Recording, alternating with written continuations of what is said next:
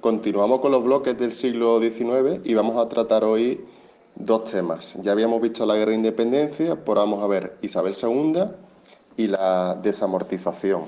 Bueno, respecto a Isabel II, vamos a intentar siempre seguir este guión. Es un poco diferente al que tenéis en el tema, el orden, pero el contenido es el mismo, pero creo que es más sencillo de entender. Lo primero que tenemos que tener en cuenta es hacer una breve introducción, decir que durante el reinado de Isabel II se produce en España, igual que en el resto de Europa, la implantación del liberalismo, aunque en este caso un liberalismo bastante conservador. Una vez que hemos dicho eso, pasamos a enumerar las etapas y aquí no hay que saberse todas las fechas. Básicamente hay que decir que el reinado de Isabel II tiene dos etapas. Una primera etapa de regencias. Isabel II es muy pequeña y entonces tiene dos regentes, primero su madre María Cristina y después el general Espartero. Y después, a partir de 1843, se adelanta la mayoría de edad de Isabel II y tiene lugar el reinado propiamente dicho de Isabel II. ¿Vale? Entonces, dicho esto y entendida un poco las etapas, nos vamos a los puntos del tema y empezamos con el primer punto, que son las guerras carlistas.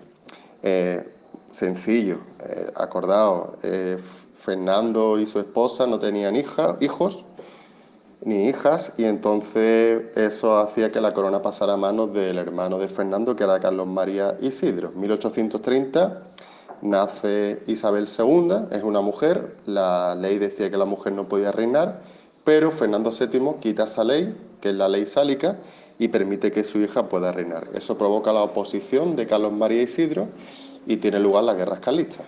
En este caso, ¿quiénes se enfrentan? Pues por un lado los que apoyan a que el reinado pasa a manos de Isabel, que son los isabelinos, que en este caso su madre María Cristina tiene que buscar el apoyo de los liberales, y por otro lado Carlos María Isidro, que se basa en el apoyo de los que quieren el antiguo régimen. ¿Qué defiende el carlismo? Pues defiende la religión católica, el sistema de absolutismo, que se mantengan los fueros de algunas zonas como País Vasco, Navarra y se les devuelva a Cataluña y obviamente los privilegios del antiguo régimen y rechazan todas las ideas liberales.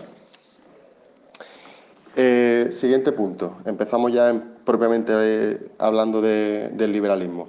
Pues el siguiente punto son los partidos políticos. Durante este periodo ya hablamos de partidos políticos y fundamentalmente hablamos de dos partidos políticos. Uno es el partido moderado, que es el que estuvo más tiempo en el poder, y otro es el progresista. El partido moderado estaba formado fundamentalmente por las clases más altas. Su líder era el general Narváez y de este partido surgirá la Unión Liberal y básicamente lo que defienden es la soberanía compartida, es decir, que el poder se divide entre el rey y las cortes, por lo tanto el rey tiene derecho de vetar algunas leyes.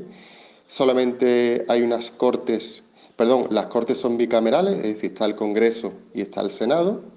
El sufragio es muy reducido, estamos hablando en algunos casos del 1% de la población. Un Estado centralizado donde el Estado lo controla todo. Por ejemplo, los ayuntamientos son nombrados no por los ciudadanos, sino que lo elige el gobierno central. Y como única religión se defiende el catolicismo. Y, por ejemplo, a nivel económico también defienden políticas más proteccionistas. Es decir, no el libre cambio, sino la protección de la economía española. Y después tenemos los progresistas, donde destacan pues Partero o Mendizábal. De este partido surgirá el Partido Demócrata. ¿Qué defiende este partido? Pues defiende la soberanía nacional, es decir, que el poder reside únicamente en las Cortes y por lo tanto el rey no tiene poder. Eh, por lo tanto, eso se limita al poder de la corona. Unas Cortes unicamerales, es decir, solamente el Congreso.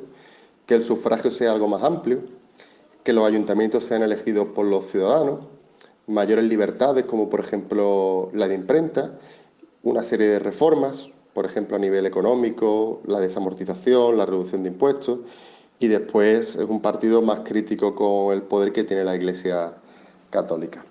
Bien, el siguiente punto, yo me voy a ir a las constituciones, os explico por qué, porque está muy relacionado con esto y así no os liáis. Entonces, una de las características del siglo XIX es que aparecen las primeras constituciones a partir de la PEPA, que no tiene prácticamente vigencia, y la diferencia entre las constituciones progresistas y las constituciones conservadoras es que depende de quién gobierne, pues aplica una o aplica otra. Como los moderados son los que más tiempo están, pues su constitución es la que más dura. ¿Qué características tiene esta constitución? Pues obviamente las características que hemos mencionado antes de los gobiernos moderados, es decir, soberanía compartida, las cortes bicamerales, sufragio muy reducido, etcétera. Aparte de esa constitución que tienen los moderados, que la más importante es la del 45, previamente, siendo Isabel II muy pequeñita, un añito, se aprueba un estatuto real, pero eso no llega a ser ni una constitución, pero sí es importante que lo mencionéis. Y bueno, cuando gobiernan los progresistas, pues digamos que la constitución, por lo menos a nivel de derechos, es más amplia. Se habla de la libertad de enseñanza, el sufragio es más amplio, y aunque los progresistas defienden la soberanía nacional, sí sigue teniendo influencia el rey, por eso la soberanía es compartida. En este caso hablamos de dos constituciones, la de 1837, que sí estuvo vigente, aunque muy poco tiempo, y la de 1856, que no se llegó a aplicar. Siguiente punto, hablamos de los líderes de los partidos políticos. Y en este caso hablamos de los militares. ¿Qué es lo característico de este periodo? Pues que los partidos que nosotros hemos hablado, hemos mencionado moderados, Unión Liberal, Progresista, Demócrata, los líderes de estos partidos son militares. Y otra característica es que los cambios de gobierno se producen básicamente mediante pronunciamientos militares. ¿Por qué estos pronunciamientos los dan los progresistas? Porque como el sufragio es muy limitado, la única manera que tienen de acceder al poder y poder ampliar el sufragio es dando estos golpes, estas revueltas. Algunas de las más famosas pues son las del Manzanares o el levantamiento de la Granja. Durante este periodo se produce también la implantación, aparte del liberalismo político, de un liberalismo económico, especialmente cuando están los progresistas. El liberalismo económico significa que existen mayores libertades económicas y que por lo tanto son contrarios a las políticas proteccionistas. Aquí mencionamos pues fundamentalmente la desamortización de Mendizábal y la EMA II, la ley de ferrocarriles, se empieza a construir el ferrocarril, una ley que permite dar créditos bancarios y cuyo objetivo es dinamizar la economía, leyes más librecambistas para fomentar la competitividad y después reformas fiscales distinguiendo, por ejemplo, los impuestos directos y los impuestos indirectos. Después tenemos un apartado que yo catalogo como otras características y aquí mencionamos tres aspectos. Uno es los conflictos sociales que surgen durante este periodo. Ya en este periodo surgen las ideas obreras, el marxismo, el anarquismo, también por la situación que viven los campesinos, y en esa línea el Estado decide crear la Guardia Civil en 1844. A nivel religioso, ya sabéis, cuando están los liberales progresistas le quitan derechos o privilegios a la Iglesia y cuando están los moderados se lo devuelven. De hecho, para evitar que se le quiten privilegios, lo que hace el gobierno moderado es firmar un acuerdo con la Iglesia Católica, que es el concordato, para que no pierdan privilegios cuando los progresistas estén en el poder. Y a nivel exterior, aunque España ya no es un país importante, ha perdido las colonias, sí se intenta un poco destacar o aparecer en el ámbito internacional y hay pequeñas intervenciones en México, en Marruecos o en Tetuán.